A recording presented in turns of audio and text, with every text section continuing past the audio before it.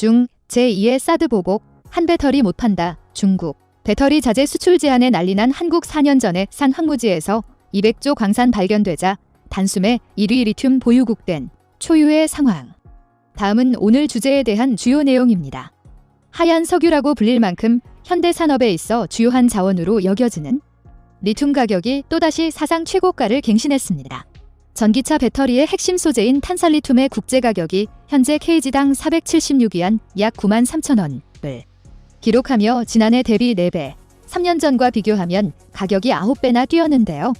석유를 뛰어넘는 고부가 가치 자원이 된 리튬 시장의 60%를 중국이 장악하고 있어 중국에는 유전이 터진 것이나 다름없는 호재로 보이는데 막상 중국에서는 리튬을 구하지 못해 생산 라인이 모두 멈춰버렸다고 전해졌습니다.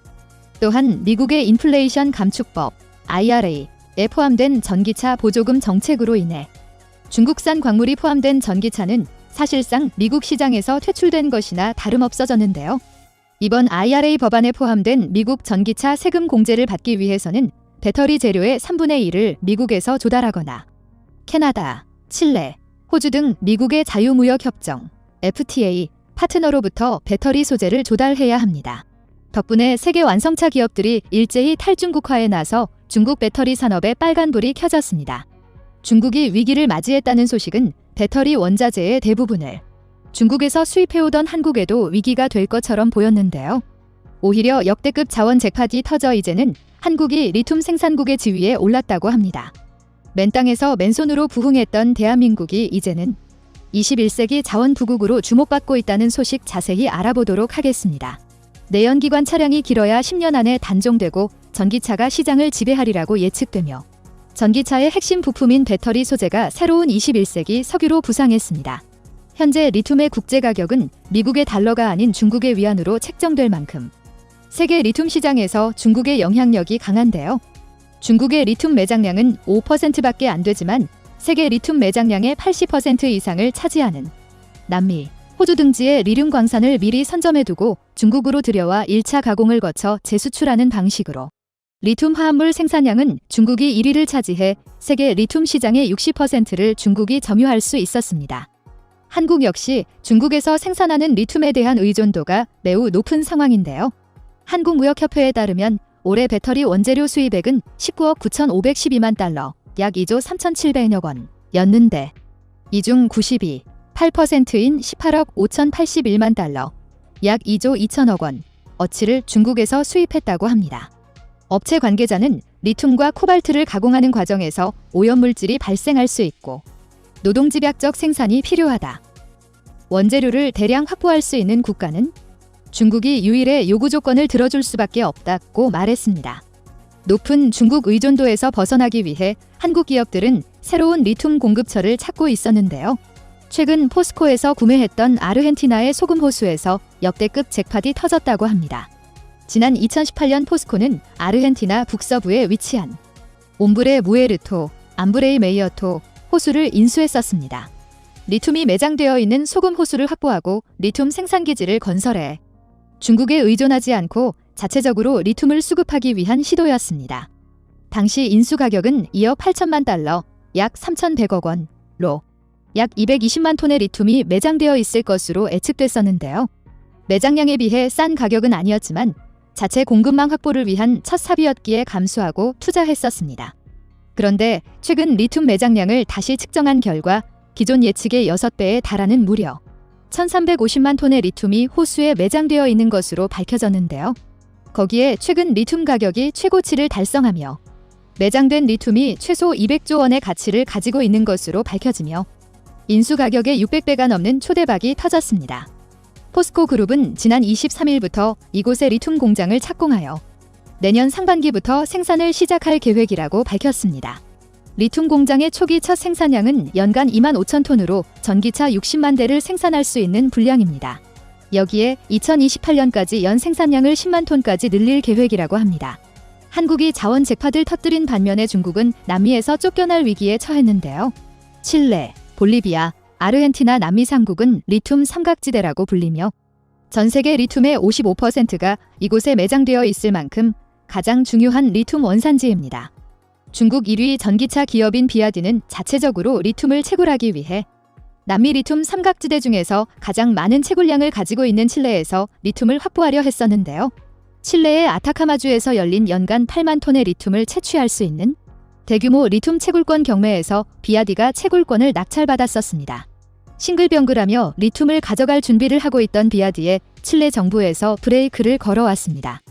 중국 경제 전문지 차이신에서 보도한 바에 따르면 아타카마주 정부에서 비아디를 상대로 제기한 리튬 채굴권 경매 효력 중지 가처분을 칠레 법원에서 인용했다고 하는데요.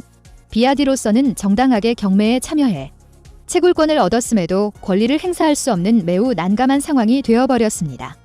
이번 비아디 채굴 계약 취소를 시작으로 칠레의 리튬 생산 통제가 본격화되고 있는 것으로 보입니다.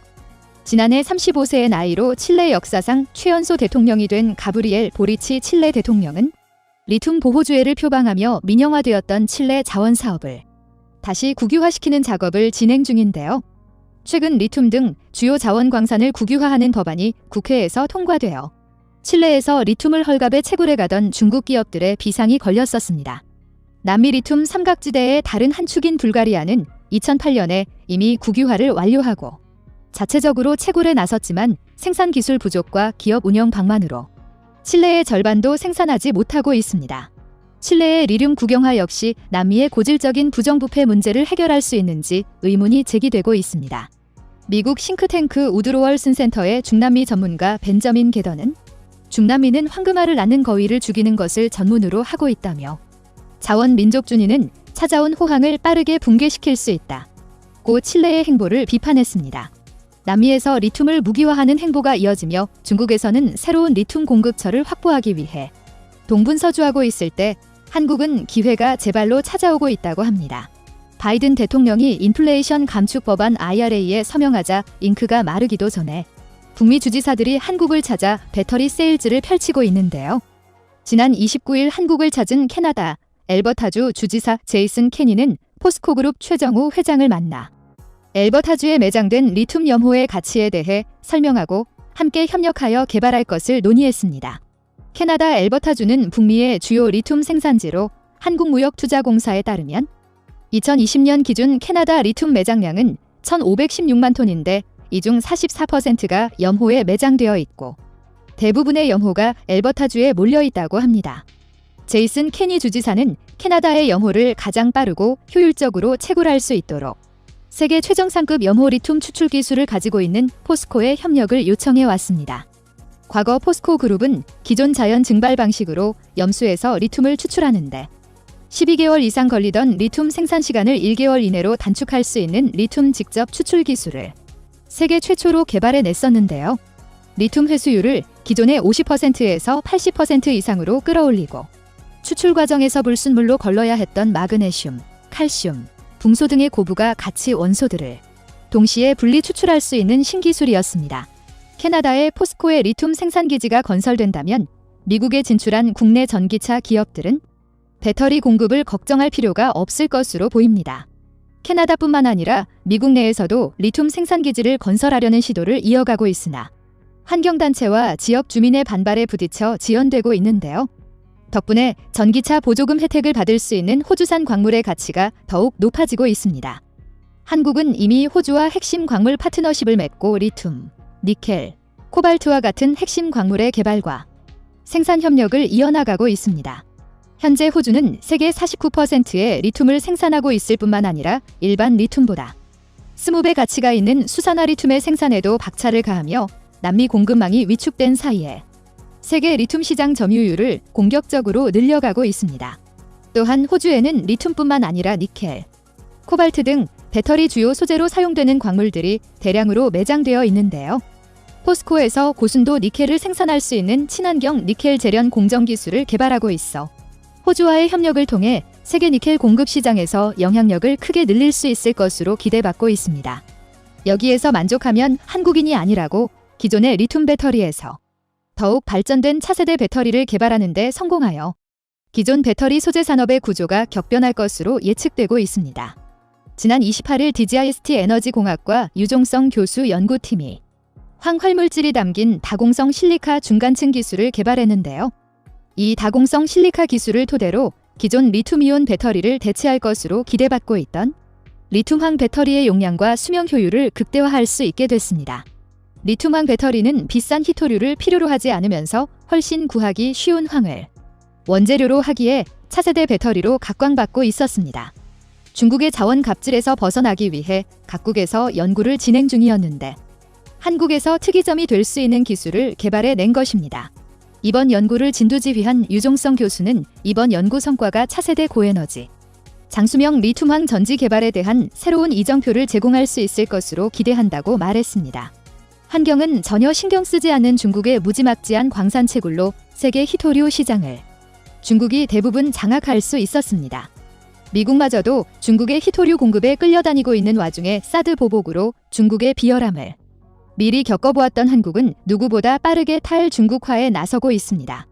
포스코뿐만 아니라 LG에너지솔루션, SK온, 삼성 SDI 등의 배터리 기업들도 중국이 독점하는 배터리 원재료에서 벗어나기 위한 신기술 개발에 나서 탄소 나노튜브, CNT, 리튬 금속 전지와 같은 성공적인 성과들을 공개하고 있습니다.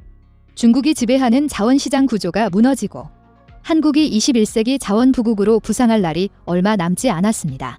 도전을 멈추지 않는 한국 기업들의 발전을 기원합니다. 다음은 관객들의 댓글입니다. 미래를 내다보고 차근차근 중국 철수하고 중국 의존도를 줄여가며 국내 및 다른 우방국의 협조 및 첨단, 기술 개발로 선점해 나가야 한다.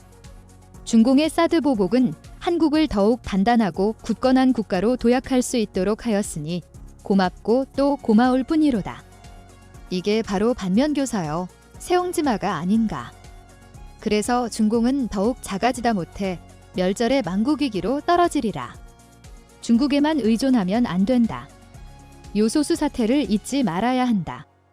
중국 무역에 너무 의존하면 그들은 언제든 정치적으로 이용하려 한다. 이제는 눈앞의 이익보다 중장기적으로 서방 국가들과 긴밀한 경제 협력을 강화해야 한다. 자원 빈국으로 열심히 일해 수출만이 살 길이던 한국이 자원 부국이 되는 날이 오다니 기술력이 자원을 만들어내는 한국은 신의 은총을 받는 것으로 해석해도 무리가 아니라고 본다. 중국 애들과는 하루라도 빨리 결별하는 게 정답이다. 기분 나쁘면 언제든 개소리 할 애들이다. 늦으면 늦을수록 한국의 피해는 더 커지고 치명적이 된다. 중국 거대 국가 없으면 당장 힘들겠지만 장래 수천 년을 위하여 반드시 중국을 넘어야 한다. 중국에서 쓰레기 물건 수입 금지 조치하라. 지원 부국도 자원을 국유화하는데 우린 공기업을 팔라는 것은 돈을 떼어먹기 위함이 아닌가 생각된다. 대기업들이 단기적 이익에 집착해 편중위험을 관리하지 않았지. 참 답답하다. 일본에 그리 당하고도 그 수준이 참으로 초라하다.